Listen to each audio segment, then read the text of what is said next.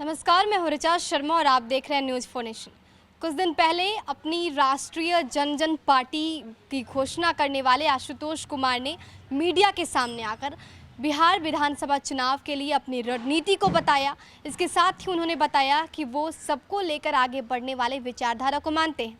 अगर कोई और पार्टी इस विचारधारा पर साथ चलने को तैयार है तो वो इसको एक्सेप्ट करेंगे और गठबंधन को स्वीकार करेंगे। इसके साथ ही उन्होंने बिहार में बढ़ते अपराध पर भी बहुत कुछ कहा है।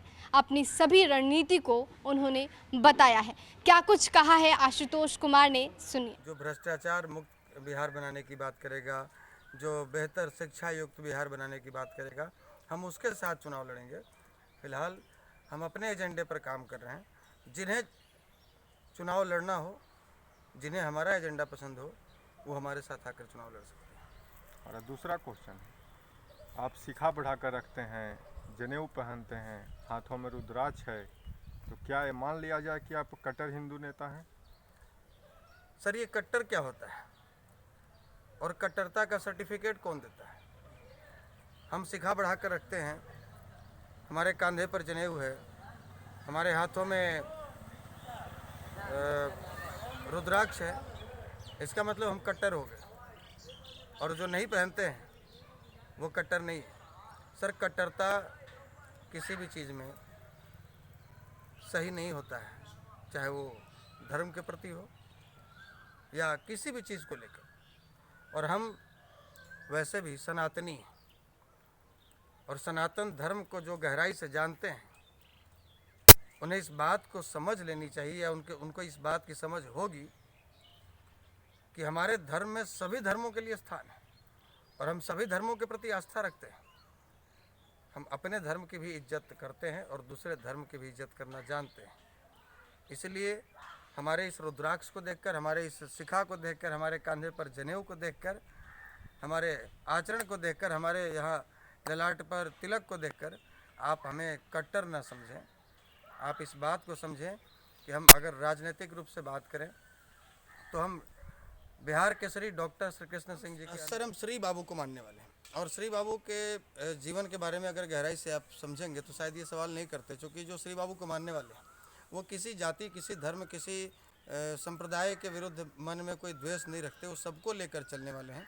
और उसी प्रकार से जो उपेक्षित वर्ग है, चाहे उपेक्षा जिसकी भी हुई हो, चाहे हिंदू हो या मुसलमान हो, दलित हो या फॉरवर्ड हो, हम उपेक्षित वर्ग को अपने साथ रखेंगे। आज हमारी भी उपेक्षा हो रही है, तो जो गांव में दलित रह रहा है उनकी भी उपेक्षा हो रही है। और जो बेचारा गैराज में रहकर जो साइकिल पंचर बना रहा है या जो अंडे बेच रहा है मुसलमान, उसकी भी उपेक्षा हुई है। तो जो उपेक्षित है हम उसकी बात करेंगे जी। तो क्या ये माना जाए कि 2020 के चुनाव में आप मुस्लिम समाज को साथ में लेकर के आ रहे हैं? सर, मानने में क्या परहेज?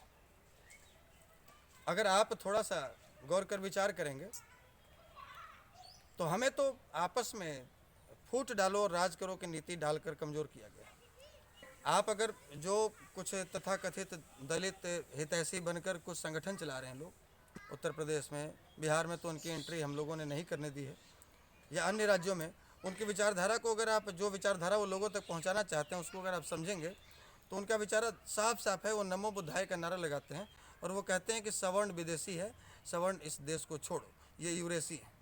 और अगर आप एक तरफ जो उनके अपोजिशन में रहते हैं उनकी विचारधारा को आप समझें, जो देश में हिंदुत्व का ठेका ले रखे हैं, वो साफ साफ उनका कहना है कि मुसलमान इस देश को छोड़ो।